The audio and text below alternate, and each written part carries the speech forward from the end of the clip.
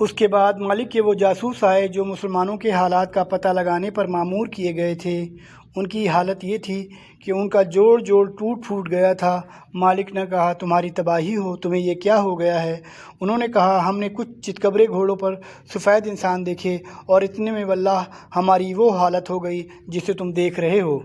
ادھر رسول اللہ کو بھی دشمن کی روانگی کی خبریں مل چکی تھیں، چنانچہ آپ نے ابو حضرت اسلمہ رضی اللہ عنہ کو یہ حکم دے کر روانہ فرمایا کہ لوگوں کے درمیان گھس کر قیام کریں اور ان کے حالات کا ٹھیک پتہ لگا کر واپس آئیں اور آپ صلی اللہ علیہ وآلہ وسلم کو اطلاع دیں۔ انہوں نے ایسا ہی کیا۔ سنیچر 6 شوال 8 ہجری کو رسول اللہ صلی اللہ علیہ وآلہ وسلم نے مکے سے کوچ فرمایا۔ آج آپ صلی اللہ علیہ وآلہ وسلم کو مکے میں آئے ہوئے 19واں دن تھا۔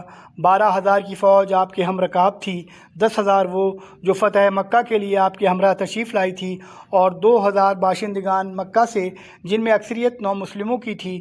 نبی صلی اللہ علیہ وآلہ وسلم نے صفوان بن امیہ سے 100 زرہیں ما آلات و اوزار ادھار لیں اور عتاب بن اسید رضی اللہ عنہ کو مکے کا گورنر مقرر فرمایا۔ دوپہر بعد ایک سوار نے آ کر بتایا کہ میں نے فلاں اور فلاں پہاڑ پر چڑھ کر دیکھا تو کیا دیکھتا ہوں کہ بنو حوازن سب کے سب ہی آ گئے ہیں، ان کی عورتیں، چوپائیں اور بکریاں سب ساتھ ہیں۔ رسول اللہ صلی اللہ علیہ وآلہ وسلم نے تبسم فرماتے ہوئے فرمایا یہ سب انشاءاللہ کل مسلمانوں کا مال غنیمت ہوگا۔ رات آئی تو حضرت انس بن ابی مرتد غنوہ رضی اللہ عنہ نے رضاکارانہ طور پر سنتری کے فرائض انجام دیے۔ حنین جاتے ہوئے لوگوں نے بیر کا ایک بڑا سا ہرا درخت دیکھا جس کو ذات انواد کہا جاتا ہے۔ مشرکین عرب اس پر اپنے ہتھیار لٹکاتے تھے، اس کے پاس جانور ذبح کرتے تھے اور وہاں درگاہ اور میلہ لگاتے تھے۔ بعض فوجیوں نے رسول اللہ صلی اللہ علیہ وآلہ وسلم سے کہا آپ صلی اللہ علیہ وآلہ وسلم ہمارے لیے بھی ذات انواد بنا دیجئے جیسے ان کے لیے ذات انواد ہے۔ آپ نے فرمایا اللہ اکبر، اس ذات کی قسم جس کے ہاتھ میں محمد کی جان ہے، تم نے ویسی ہی بات کی جیسی موسیٰ کی قوم نے کہی تھی کہ ہمارے لیے بھی ایک معبود بنا دیجئے جس طرح ان کے لیے معبود ہیں۔ یہ طور طریقے ہیں، تم لوگ بھی یقیناً پہلوؤں کے طور طریقوں پر سوار ہوگے۔ اثناء راہ میں بعض لوگوں نے لشکر کی کثرت کے پیش نظر کہا کہ آج ہم ہرگز مغلوب نہیں ہو سکتے، اور یہ بات رسول اللہ صلی اللہ علیہ وآلہ وسلم پر گراں گزری تھی۔ اسلامی لشکر منگل اور بدھ کی درمیانی رات 10 شوال کو حنین پہنچا، لیکن مالک بن عوف یہاں پہلے ہی پہنچ کر اپنا لشکر رات کی تاریکی میں اس وادی کے اندر اتار کر اسے راستوں، گزرگاہوں، گھاٹیوں، پوشیدہ جگہوں اور دروں میں پھیلا چکا تھا۔ اسے یہ حکم دے چکا تھا کہ مسلمان جوں ہی نمودار ہوں انہیں تیروں سے چھلنی کر دینا اور پھر ان پر ایک دم اکٹھے ٹوٹ پڑنا۔ ادھر سحر کے وقت رسول اللہ صلی اللہ علیہ وآلہ وسلم نے لشکر کی ترتیب و تنظیم فرمائی اور پرچم باندھ کر لوگوں میں تقسیم کیے۔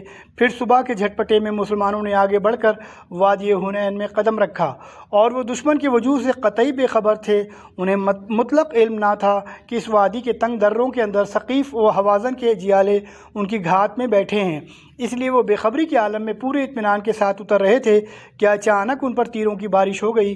پھر فوراً ہی ان پر دشمن کے پرے ایک دم اکٹھے ٹوٹ پڑے۔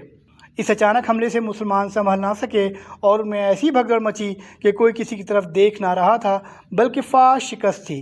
یہاں تک کہ ابو سفیان بن حرب نے، جو ابھی نیا مسلمان تھا، کہا اب ان کی بھگدڑ سمندر سے پہلے نہ رکے گی، اور جبلہ یا کلدہ بن جنید نے چیخ کر کہا دیکھو آج جادو باطل ہو گیا۔ یہ ابن اسحاق کا بیان ہے۔ برا بن عازب رضی اللہ عنہ کا بیان جو صحیح بخاری میں مروی ہے اس سے مختلف ہے۔ ان کا ارشاد ہے کہ حوازن تیر انداز تھے، ہم نے حملہ کیا تو بھاگ کھڑے ہوئے، اس کے بعد ہم غنیمت پر ٹوٹ پڑے تو تیروں سے ہمارا استقبال کیا گیا۔ حضرت انس کا ارشاد ہے کہ ہم نے فتح مکہ کیا، پھر حنین پر چڑھائی کی۔ مشرکین اتنی عمدہ صفیں بنا کر آئے جو میں نے کبھی نہیں دیکھی، سواروں کی صف، پھر پیادوں کی صف، اور پھر ان کے پیچھے عورتیں، پھر بھیڑ بکریاں، پھر دوسرے چوپائے۔ ہم لوگ بڑی تعداد میں تھے۔ ہمارے سواروں کے میمنہ پر خالد بن ولید تھے، مگر ہمارے سوار دشمن کی تیر اندازی کی وجہ سے ہماری پیٹھ کے پیچھے پناہ گیر ہونے لگے، اور ذرا سی دیر میں ہمارے سوار بھاگ کھڑے ہوئے اور آراب بھی بھاگے، اور وہ لوگ جنہیں تم جانتے ہو۔ بہرحال جب بھگدڑ مچی تو رسول اللہ صلی اللہ علیہ وآلہ وسلم نے دائیں طرف ہو کر پکارا لوگو میری طرف آؤ، میں عبداللہ کا بیٹا محمد ہوں میں عبداللہ کا بیٹا محمد ہوں۔ اس وقت اس جگہ آپ کے ساتھ چند مہاجرین اور اہل خاندان کے سوا کوئی نہ تھا۔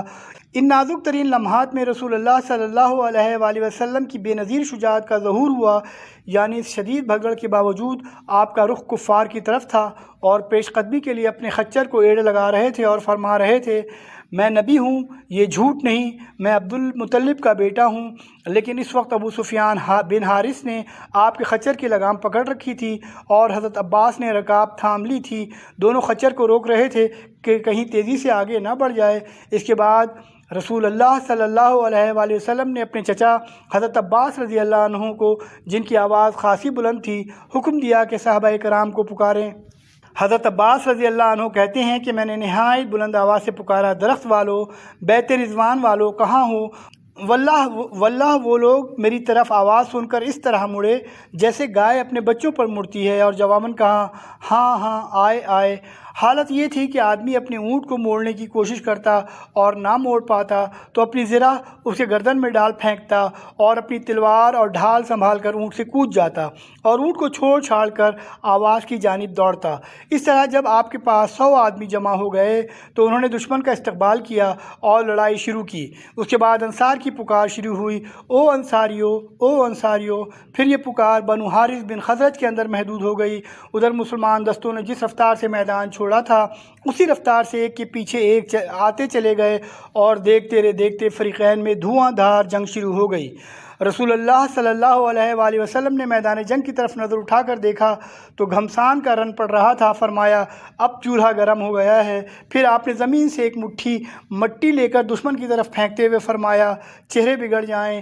یہ مٹھی بھر مٹی اس طرح پھیلی کہ دشمن کا کوئی آدمی ایسا نہ تھا جس کی آنکھ اس سے بھر نہ گئی ہو۔ اس کے بعد ان کی قوت ٹوٹتی چلی گئی اور ان کا کام زوال پذیر ہوتا چلا گیا۔ مٹی پھینکنے کے بعد چند ہی ساعتیں گزری تھیں کہ دشمن کو فاش شکست ہو گئی۔ ثقیف کے تقریباً 70 آدمی قتل کیے گئے اور ان کے پاس جو کچھ مال تھا، ہتھیار، عورتیں اور بچے تھے، مسلمانوں کے ہاتھ آئے۔ یہی وہ تغیر ہے جس کی طرف اللہ سبحانہ تعالیٰ نے اپنے اس قول میں اشارہ فرمایا ہے، اور اللہ نے حنین کے دن تمہاری مدد کی جب تمہیں تمہاری کثرت نے غرور میں ڈال دیا تھا، پس وہ تمہارے کچھ کام نہ آئی اور زمین کشادگی کے باوجود تم پر تنگ ہو گئی اور پھر تم لوگ پیٹ پھیر کر بھاگے۔ پھر اللہ نے اپنے رسول اور مومنین پر اپنی سکنیت نازل کی اور ایسا لشکر نازل کیا جسے تم نے نہیں دیکھا، اور کفر کرنے والے کو سزا دی، اور یہی کافروں کا بدلہ ہے۔ شکست کھانے کے بعد دشمن کے ایک گروہ نے طائف کا رخ کیا، ایک نخلہ کی طرف بھاگا اور ایک نے اوطاس کی راہ لی۔ رسول اللہ صلی اللہ علیہ وآلہ وسلم نے ابو عامر اشعری رضی اللہ عنہ کی سرکردگی میں تعاقب کرنے والوں کی ایک جماعت اوطاس کی طرف روانہ کی۔ فریقین میں تھوڑی سی جھڑپ ہوئی، اس کے بعد مشرکین بھاگ کھڑے ہوئے، البتہ اس جھڑپ میں اس دستے کے کمانڈر ابو عامر اشعری رضی اللہ عنہ شہید ہو گئے۔ مسلمان شہسواروں کی ایک دوسری جماعت نے نخلا کی طرف پسپا ہونے والے مشرکین کا تعاقب کیا اور درید بن سما کو جا پکڑا، جسے ربیعہ بن رفیع نے قتل کر دیا۔ شکست خوردہ مشرکین کے تیسرے اور سب سے بڑے گروہ کے تعاقب میں، جس نے طائف کی طرف راہ لی تھی، خود رسول اللہ صلی اللہ علیہ وآلہ وسلم مال غنیمت جمع فرمانے کے بعد روانہ ہوئے۔ مال غنیمت یہ تھا: قیدی 6000، اونٹ 24000، بکری 40000 سے زیادہ، چاندی 4000 اوقیہ یعنی 1,60,000 درہم، جس کی مقدار 6 کوئنٹل سے چند ہی کلو کم ہوتی ہے۔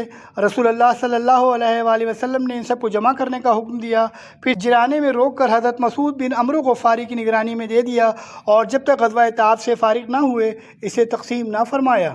قیدیوں میں شیمہ بنت حارث سعدیہ بھی تھیں، جو رسول اللہ صلی اللہ علیہ وآلہ وسلم کی رضائی بہن تھیں۔ جب انہیں رسول اللہ صلی اللہ علیہ وآلہ وسلم کے پاس لایا گیا اور انہوں نے اپنا تعارف کرایا تو انہیں رسول اللہ صلی اللہ علیہ وآلہ وسلم نے ایک علامت کے ذریعے پہچان لیا، پھر ان کی بڑی قدر و عزت کی، پھر اپنی چادر بچھا کر بٹھایا اور احسان فرماتے ہوئے انہیں ان کی قوم میں واپس کر دیا۔